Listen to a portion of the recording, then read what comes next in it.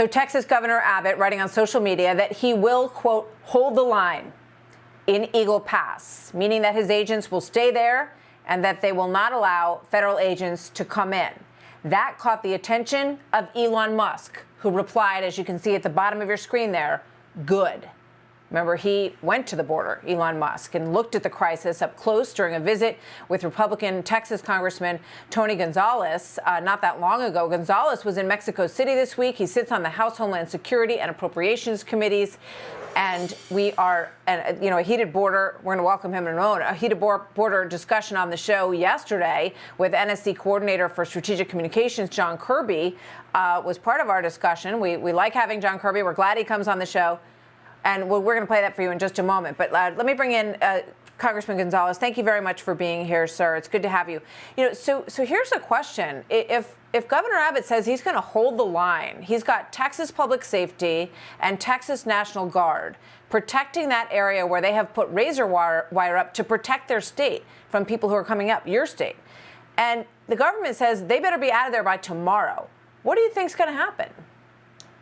Yeah, thank you for having me, Martha. It's a powder keg. Look, I stand with the governor. Texans stand with the governor. You have Americans that are standing with Texas saying, hey, look, we have to make sure that those that are coming over illegally, that there are some repercussions to this. I'd much rather see the Biden administration just do their job. And instead of attacking Texans and governors and bringing little old Eagle Pass into this, how about you just enforce the laws that are on the books instead of putting all this energy into what is happening is the politicians are going back and forth, but the men and women on the ground that are doing the work, they're usually very close knit, the federal agency and the State Department. Now all of a sudden they're being put in tough situations. We need to get away from that and start enforcing the laws.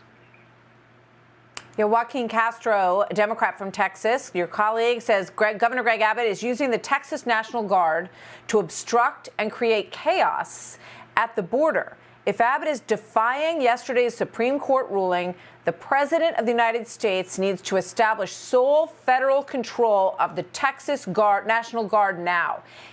Do you see that happening? Is President Biden about to take control of the Texas National Guard? There is a historic precedent for that under President Eisenhower.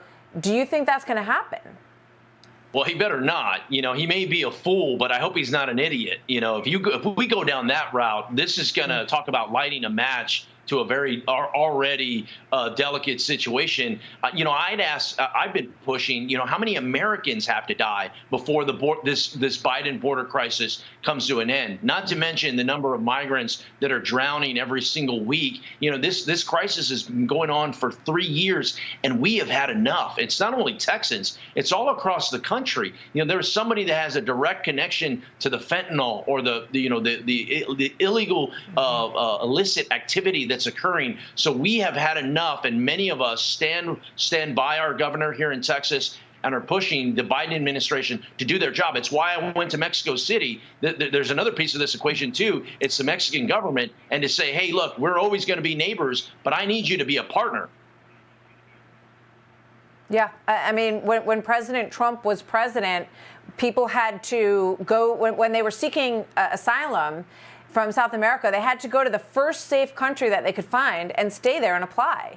So there are already laws on the books that could be implemented by the White House. They don't need to wait until something happens on Capitol Hill. There's already plenty of laws that are on the books that they're ignoring, frankly, based on what we're seeing here. Congressman Gonzales, thank you very much. It's always good to talk to you, sir. We hope everything goes smoothly there tomorrow.